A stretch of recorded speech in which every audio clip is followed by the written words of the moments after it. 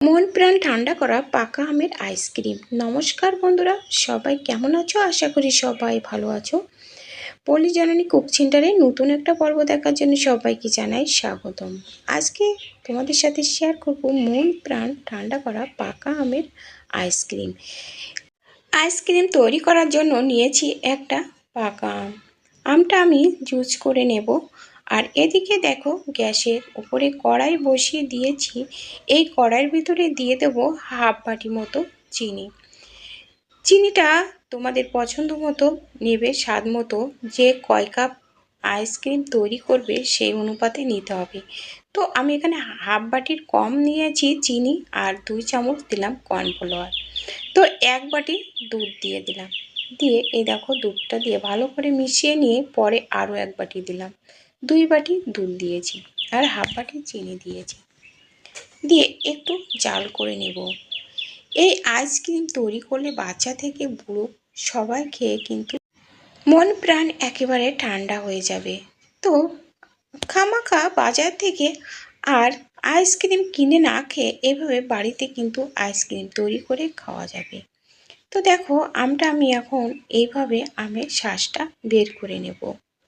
নিয়ে আমি একটু ব্লেন্ডারে পেস্ট করে নেব, যাতে করে আমের ভিতরে কোনো দলা ভাব না থাকে।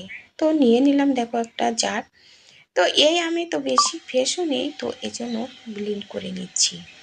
আর এই আইসক্রিমটা তৈরি করতে কিন্তু নিতে হবে মিষ্টি আম। তো একটু ভালো মিষ্টি হলে এই আইসক্রিমগুলো খেতে ভালো লাগবে, আর চিনির পরিমাণটাও একটু কম লাগবে। আমের শাঁসটা সব ছাড়িয়ে নিয়ে এবার পেস্ট করে নেব। তো এই যে দেখো, পেস্ট করে নিয়ে চলে এসেছি। আর এদিকে দেখো, দুধটা জাল করে এই যে নামিয়ে নিয়েছি, তো ঠান্ডা হয়ে গেছে।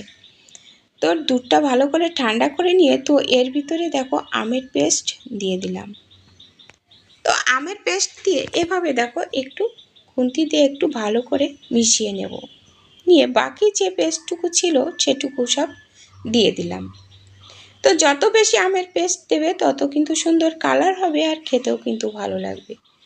তো আমি দেখো এরকমই রেখেছি। রেখে এবার দেখো ভালো করে নেড়ে চেড়ে নিয়ে এবার দেখো কাপের ভিতরে ঢেলে নেব। তো আমি দেখো এখানে 4টি কাপ নিয়েছি, সেই কাপের ভিতরে এই চামচ কেটে দিয়ে দেব। 4টি বাটিতে আমি ভরে নেব। তো এই যে দেখো, বাটি 4টে কিন্তু ভরে গেছে। এবার দেখো আমি এরকম যে শক্ত যে কাগজ আছে, যে পলিথিন যে কাগজ, সে কাগজ আমি কেটে নিয়েছি।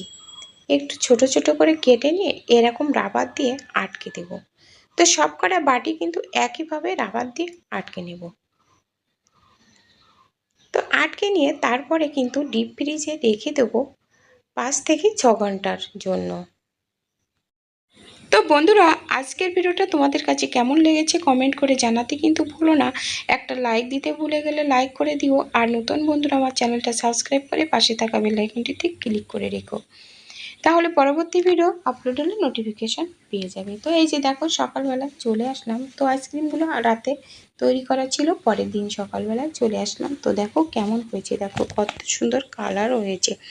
তো এই যে দেখো, তোমাদের সাথে একটু কেটে একটু শেয়ার করব। খেতে কিন্তু অপূর্ব হয়েছিল।